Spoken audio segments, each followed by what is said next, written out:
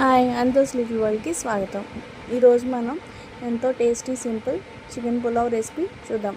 ముందుగా ప్యాన్ పెట్టుకుని అందులో ఆయిల్ వేసుకుని ఆయిల్ హీట్ ఎక్కాక కట్ చేసుకున్న ఉల్లిపాయలు, పచ్చిమిర్చి, టమాటాలు, కరివేపాకు, పుదీనా, కొత్తిమీర, బిర్యానీ ఆకు వేసి వేయించుకోవాలి. తర్వాత అల్లం వెల్లుల్లి పేస్ట్ వేసి వేయించుకోవాలి. అల్లం వెల్లుల్లి పేస్ట్ వేసి వేయించాక బిర్యానీ మసాలా, చికెన్ వేసి వేయించుకోవాలి. చికెన్ బాగా మగ్గిన తర్వాత బియ్యం వేసి కాసేపు వేయించి తర్వాత బిర్యానీకి సరిపడా వాటర్ పోసుకోవాలి. 1:2 రేషియోలో వాటర్ పోసుకోవాలి. 1 కప్ బియ్యానికి 2 కప్స్ వాటర్ పోసుకోవాలి.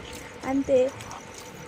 నెక్స్ట్ మూత పెట్టుకుని హై ఫ్లేమ్లో పెట్టి 5 మినిట్స్ తర్వాత 10 మినిట్స్ లో ఫ్లేమ్లో పెట్టి వేయించాక అంతే. Tasty simple chicken pulao ready.